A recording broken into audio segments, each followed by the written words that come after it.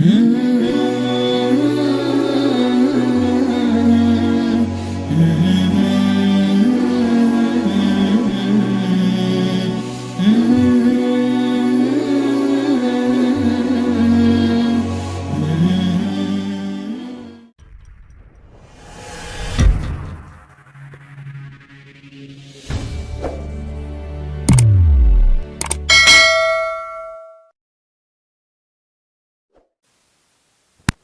شرور أنفسنا ومن سيئات أعمالنا. من يهده الله فلا مضل له ومن يضلل فلا هادي له. وأشهد أن لا إله إلا الله وحده لا شريك له. وأشهد أن محمدًا عبده ورسوله وخليله وصفيه. نشهد أنه بلغ الرسالة وأدى الأمانة ونصح الأمة ومحى الظلم، وكشف الله به الغمة، وجاهد في الله حق جهاده حتى أتاه اليقين. اللهم صل وسلم وأنعم على هذا النبي الأمين وعلى آله وصحبه الغر الميامين. أما بعد، يا أيها الذين آمنوا اتقوا الله حق تقاته ولا تموتن إلا وأنتم مسلمون. يا أيها الناس اتقوا ربكم الذي خلقكم من نفس واحدة وخلق منها زوجها وبث منهما رجالا كثيرا ونساء. واتقوا الله الذي تساءلون به والأرحام إن الله كان عليكم رقيبا. يا أيها الذين آمنوا اتقوا الله وقولوا قولا سديدا يصلح لكم أعمالكم ويغفر لكم ذنوبكم، ومن يطع الله ورسوله فقد فاز فوزا عظيما. اللهم اجعلنا من الفائزين فوزا عظيما. فإن أحسن الحديث كتاب الله، وخير الهدى هدى محمد صلى الله عليه وسلم، وشر الأمور محدثاتها، فإن كل محدثة بدعة وكل بدعة ضلالة وكل ضلالة في النار. أعاذنا الله منا وإياكم من النار. أيها الناس عباد الله، أوصيكم وأوصي نفسي أولا بتقوى الله عز وجل، فقد فاز المتقون. Enyi ndugu Waislamu, baada ya kumshukuru na kumhimidi Allah azza wa jalla na kumtakia rehema na ziada na amani kiongozi wa umma Mtume Muhammadin sallallahu alayhi wasallam,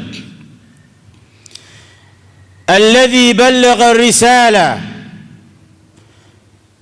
ametumikia utumishi wake ndani ya uongozi huu wa utume na unabii kwa miaka 23. Ballagha risala, ujumbe wa Allah ulifika kona zote za dunia.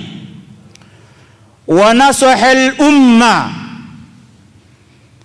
na hakuna jambo lenye maslahi kwa binadamu isipokuwa walipewa nasaha hiyo, na hakuna jambo lenye madhara na mustakbal wa binadamu isipokuwa ndani ya miaka 23 mtume huyu ametuachia jambo kubwa lenye kuenziwa litakalotuvusha mpaka siku ya kiyama tukalipo malipo mema.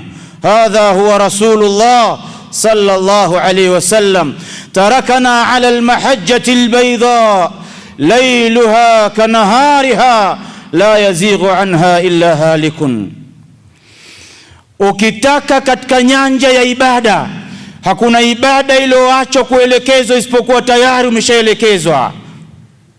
Ukienda katika nyanja ya maisha ya kawaida, muamalat, basi mtume huyu hakumwacha mtu eti amuelekeze msikitini, asimuelekeze nyumbani aishi vipi, asimuelekeze barabarani atembee vipi. Mtume huyu asikuelekeze ofisini ukae vipi, utaamal vipi na waislamu wenzako, utaamal vipi na watoto, utaamal vipi na wanawake, utaamal vipi na wasiokuwa waislamu. Mtume huyu tarakana ala almahajjati albayda, kila kipengele cha maisha yetu yameguswa. Hata ukipiga chafya, hujaachwa tu upige chafya holela ukasema excuse me. Hakuna cha excuse me kwenye chafya. Umeelekezwa mpaka chafya useme alhamdulillah, na wale waliokuwa jirani wakwambie yarhamkallah, na wewe tena uambie yahdikumullah wa yuslihu balakum. Mtume huyu hajamwachia mtu aingie chooni kiholela. Aambia sema unavyoingia kule tena kwa mguu kushoto, bismillah, Allahumma inni a'udhu bika min al-khubuthi wal khabaithi. Kuna viumbe zaidi yako wewe wasioonekana, mashaitani wanaishi chooni kule. Huyu mtume kwa maslahi na mustakbal wa binadamu huyu ameambiwa asidhuriwe na kiumbe chochote kinachoonekana na kisichoonekana, mpaka chooni umeelekezwa ujiguide vipi. Sallallahu alayhi wasallam, rehema na amani iwe juu yake, yeye na masahaba zake na wale wote watakaomfuata yeye, ila an taquma saa, mpaka itakaposimama kiyama. Ndugu zangu katika imani, niuhusie nafsi yangu, lakini nafsi yangu haitoshi peke yake, ndizihusie vile vile nafsi zenu juu ya kumcha Allah azza wa jalla, kwani kwa hakika yeye ni mtukufu, yeye ni mkubwa, yeye ana uwezo, yeye ana mamlaka kuliko chochote duniani. Kwa hiyo tumche Allah subhanahu wa ta'ala. Baada ya utangulizi huo, ndugu zangu katika imani, maudhui ya hutuba ya leo kwa muda huu mfupi sana tuliopewa, nitazungumzia muhasabatu nafsi, hususan ashabab. Saa zote inabidi tuishi kwa kuichunguza nafsi zetu. Kama unaamka asubuhi, kabla ya kuwasha gari lako, unaangalia oil iliyopo, unaidip na kuitoa na kuiangalia. Usije ukaanza safari kumbe gari haina oil, kumbe gari haijafanyiwa service, oil imechafuka. Basi hali kadhalika binadamu kucheki injini yake ambaye ni nafsi yake ni aula zaidi kuliko kucheki oil ya kwenye gari. Ikiwa binadamu leo akiamka asubuhi, kama aliilaza simu yake kwenye chaji, akiamka anaangalia, je, chaja imeingia kwa 100% au haijaingia yote, kwa sababu nikitoka huku njiani sina pa kuchaji. Ana hakiki kama itaweza kumwezesha maisha yake ya siku nzima. Basi kuangalia chaji ya nafsi yako, nafsi je imechaji na iko full kwa 100%? Kuiangalia nafsi yako kama imejaa chaji ni aula zaidi kuliko kuangalia simu yako. Ndugu katika imani, tumesahau kuziangalia nafsi zetu na kuzipima na kuzichunguza na kuzipekua na kuzihakiki na kuzifanyia auditing internal na external. Kwa kuto kufanya hivyo, binadamu kadiri siku zinavyoenda, akhlaq na tabia zake zinazidi kuwa za kinyama zaidi. Binadamu kadiri siku zinavyokwenda, uadilifu unaisha bali unapungua kwa 1% kubwa, kwa sababu haangalii, haipekui nafsi yake. Mwanadamu leo anaangalia nafsi ya mwenzake. Mwanadamu leo anasema mabaya ya mwenzake. Mwanadamu tukiamka asubuhi unaangalia maovu ya mwenzako, uangalii maovu yako, uangalii weakness zako, uangalii nafsi yako imesafishika kwa asilimia ngapi ili maisha yaendelee kwako mwenyewe na kwa jamii kwa ujumla. Muhasabatu nafsi inatakiwa ichunguzwe, na sio ya mwingine, nafsi yako mwenyewe, ili dunia iwe salama. Basi usalama unaanza kwako mwenyewe. Kuwa na ubaguzi ni kisimamo, ikaitwa yaumul qiyama, siku ya kisimamo. Hakuna excuse ya kusema huyu hapa akae kwenye sofa ile kwa sababu ni mtu muhimu, na huyu asimame kwa sababu si mtu muhimu. Wote watasimama baina yada illah. Kisimamo hicho Mtume akasema sasa movement zitakuwa hakuna. Uliposimama ndo hapo. Uruhusiwi kuinua mguu kupiga hatua. Unaenda wapi? Sasa hivi unaweza, kijana, inua mguu wako, unaenda wapi sasa? Sasa hivi unaweza, Abdallah, unaweza kuinua mguu wako kutoka nyumbani mpaka msikitini, unaweza kutoka ofisini mpaka hapa msikitini, unaweza. Sasa inua mguu wako kabla hujaja kuambiwa, na hutoweza kuinua mguu huo tena mpaka kwa maelekezo maalum. Maelekezo jipe mwenyewe. Sasa hautoinuka mguu wa mja siku ya kiyama hatta yusala an arba'in, mpaka aulize kwanza maswali manne. Hayo maswali, ayuha nasu ibadallah, tunayafahamu? Hayo maswali manne tunayafahamu? Kama hatuyafahamu, mimbabi tadhkir, mlango ndo huu wa kukumbushana. Ad-dinu an-nasiha. Dini sio mali ya mtu mwenyewe, dini ni mali ya jamii, ni kupeana nasaha. Watu waambiwe kunako Allah anasema nini, watu waambiwe kunako mtume anasema nini, watu waambiwe kunako maulama wanasema nini, ili wote tuwe uniform. Hatta yusala an arba'in, maswali manne. Haya maswali manne ukienda darasa la 7 kwenye mtihani wao huyakuti. Ukienda pale kwenye pepa la form 2 maswali haya huyakuti. Ukienda chuo kikuu una degree ya kwanza, degree ya pili, degree ya 3, una huko ma PhD, umefika kwenye level ya profesa, maswali haya manne hautoyakuta.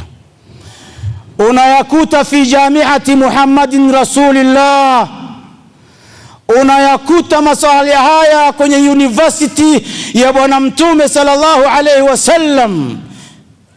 University hiyo ameiasisi kwenye mimbari hizi tunazosimama leo. Suala la kwanza utaulizwa an umrihi fima afna.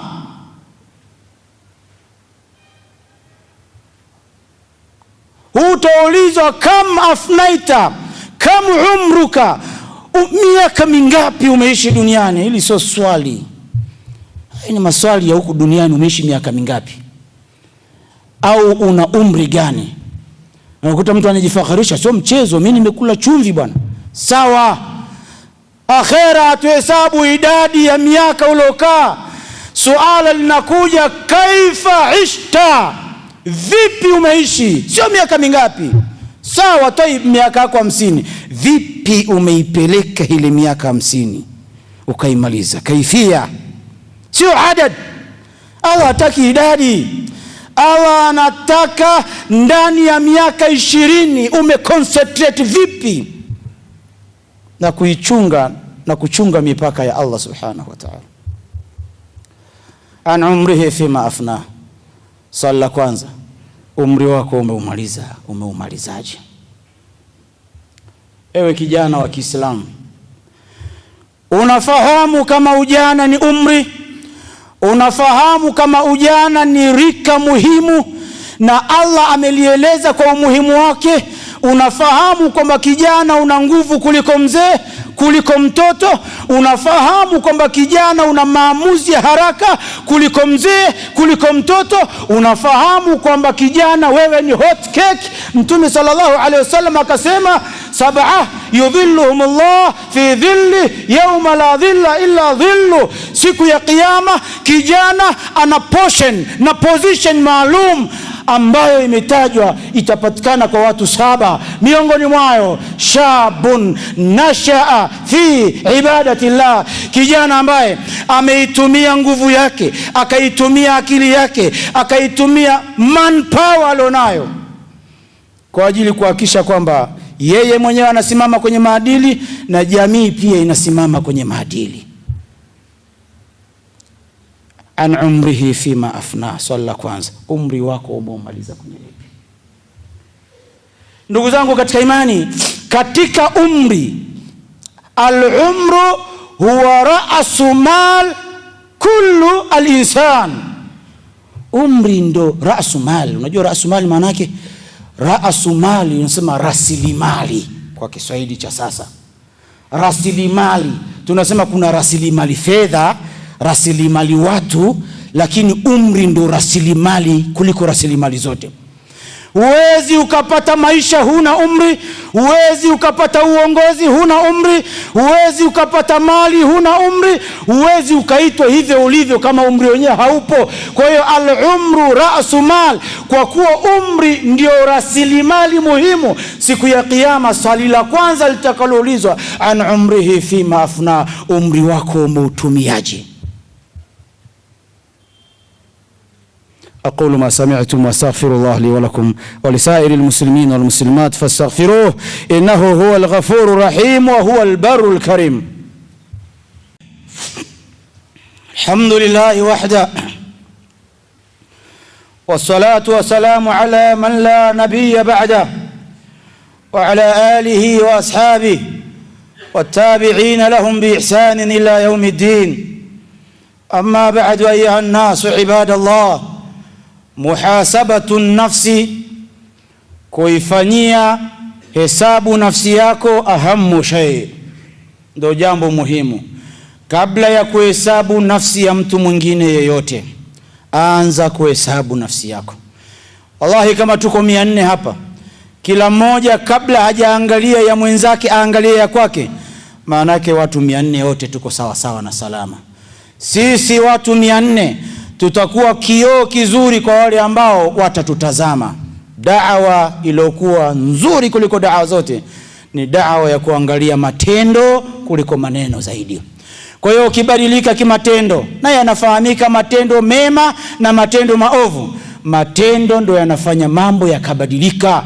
Matendo ndo yanafanya dunia ikabadilika. Dunia inabadilishwa na matendo mema. Dunia ni sehemu nzuri, ad-dunya mata'un, dunia ni sehemu nzuri yenye starehe, lakini wa khairu mata'iha al-mar'atu salihah, starehe bora kabisa ni mwanamke aliyojitambua majukumu yake. Asiyejitambua, dunia ni jela. Kwa hiyo duniani ni sehemu pazuri ili tutengeneze na tujenge mazuri yajayo. Kwa hiyo ndugu zangu katika imani, muhasabatu nafs khasatan lishabab. Jambo la pili ambalo swali litaulizwa hilo siku ya kiyama, kabla rapsha hazijaanza, watu hawajahesabiwa kwenda peponi wala motoni, maana lazima kuna movement za kwenda. Nyinyi wasiqa alladhina kafaru ila jahannam zumara hatta idha jauha futihat abwabuha. Wataswagwa sasa watu, mahesabu yameshakamilika. Haya ishajulikana chuya na mchele, yashajulikana magugu yako wapi na mche safi uko wapi, washajulikana waumini safi walikuwa ni kina nani. Sasa wameshawekwa kwenye categories zao. Ninyi huku ni wale mliokufuru, mlomkataa Allah, na nyinyi hapa ni watu mlomkubali Allah, makundi yenu. Sasa watakuja malaika wakawaswaga wale ambao walikufuru, hata idha jauha, mpaka wanakaribia mlango wa motoni. Maana mlango wa moto kuna motoni kuna mlango utafunguliwa. Hata idha jauha, mpaka watakapokuwa wamefika pale kwenye mlango, futihat abwabuha, mlango utafunguliwa, pap, ndo mtaingia. Mlango wa motoni hauko wazi. Mlango wa motoni ni kama ile milango ya sasa baadhi ya majumba makubwa ya kuingia public, ima ni kwenye benki au ni kwenye ofisi zingine. Unaenda unakuta kioo kinene, unavofika pale ndo kinafunguka, kina slide chenyewe, alafu unaingia, alafu chenyewe kinajifunga.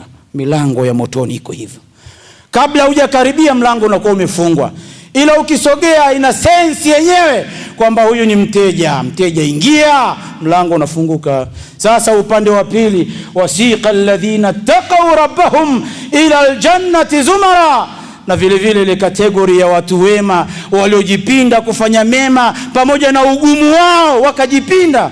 Allahumma ja'alna minhum, Allah tujalie katika hao.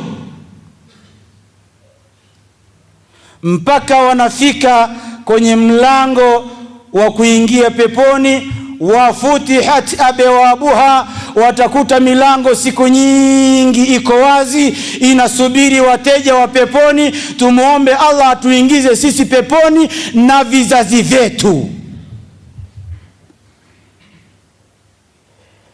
Jambo la pili litakaloulizwa, wa an ilmihi fima amila fihi, elimu.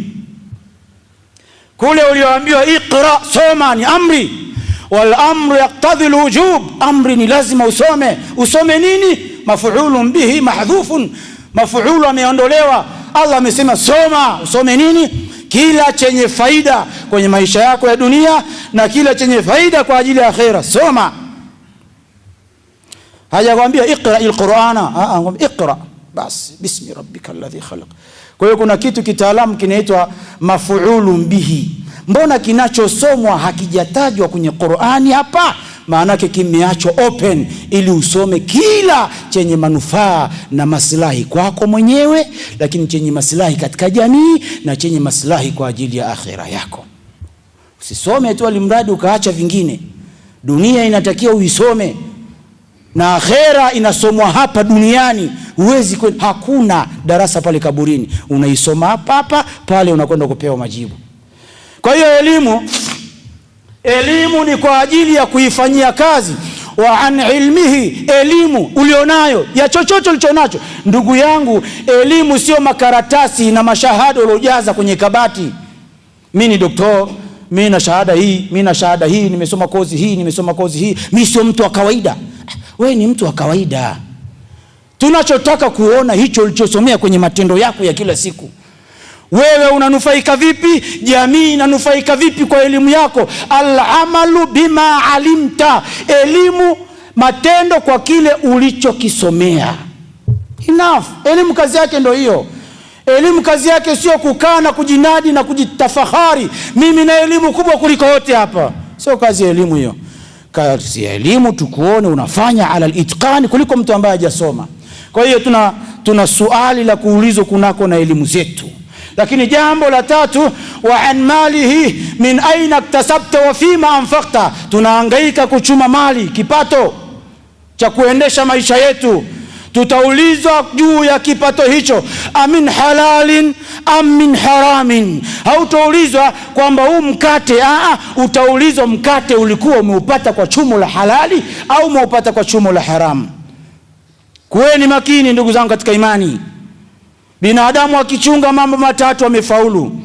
Akichunga ulimi wake, akachunga na tumbo lake, akachunga na tupu yake, wewe umefaulu. Na ndio fujo zote za dunia ni kwa sababu ya vitu hivi vitatu. Midomo michafu. Uchafu wa mdomo sio kupiga mswaki na Colgate na Whitedent au na Sensodyne. Mdomo kuwa msafi ni wewe kuzungumza maneno yenye kujenga, yenye kusimamisha, yenye kupatanisha. Mdomo msafi ni kusoma adhkari na kuleta dhikri na adhiya na tilawatul Qur'an. Huo ndio mdomo msafi. Na unuke utakavyonuka kwa kutokupiga mswaki, lakini una dhikri, una tilawatul Qur'an, unafanya islah baina nas. Mdomo wako ni chombo muhimu, kinatakiwa kiendelee kubaki. Kwa hiyo dunia inaingia kwenye maafa kwa sababu ya ndimi zetu, bima kasabat aidina, midomo. Lakini jambo la pili, tumbo. Usiseme tu mashaallah afya imekuwa nzuri, kitambi kimesogea mpaka mbele. Hicho kitambi hicho vimeingia vitu gani humu ndani? Hebu nenda kachunguze kitambi chako hicho. Usiseme tu nimesimamia mizani sasa na kilo 120 alhamdulillah afya madhubuti. Umejaza nini ndani ya tumbo? Rushwa. Umejaza nini ndani ya tumbo? Riba, dhulma, unyang'anyi. Unawanyang'anya mpaka masikini, mafakiri, chakula unawanyang'anya, unakula wewe. Tayib, tumbo litakuwa kubwa, lakini siku ya kiyama cha moto utakiona. Sasa hapa tunaambiwa kula cha halali, kunywa cha haramu. Pekua riziki yako unaipata kwa njia. Satusal yawm alqiyama, umeipataje na umeitumiaje? Na hii ni kwa mtu yeyote, na wala hapa tutishani, hatuko kumtisha mtu. Haya ni maneno ya Mtume. Sasa anza kujichunguza, jitishe mwenyewe. Mimi riziki yangu napata vipi? Hichi chakula ninachokula mimi mwenyewe na mke wangu na watoto na majirani na mbona nilidhulumu, nimewalisha na hao wengine? Be care, khudh hadharan, chukua tahadhari. Hapa tunapita. Lakini jambo la 4, wa an jismihi fima abla, na nguvu zako, afya yako umeichakaza vipi? Ni'matani maghbunun kathirun fihima minan nas, neema aina mbili watu wamezikosa, as-siha wal faragha. Huoni kama afya ni neema kubwa? Unajua kama kuna watu kwa wiki wanakwenda kusafishwa figo, na kwa wiki hiyo estimate ya mahesabu ya kawaida tu si chini ya 500,000 per week kusafisha figo. Wewe umefigo zako hujasafisha, huoni kama ni neema? Hizo figo peke yake ni neema. Na ukitu nyumba ya kukaa na ukose usafiri, una figo zako 2, Allah ameziepusha na maradhi. Sema alhamdulillah, alhamdulillah, alhamdulillah. Hizo figo zitumie sasa kumtumikia Allah. Kuna wengine wameshanyang'anywa tayari.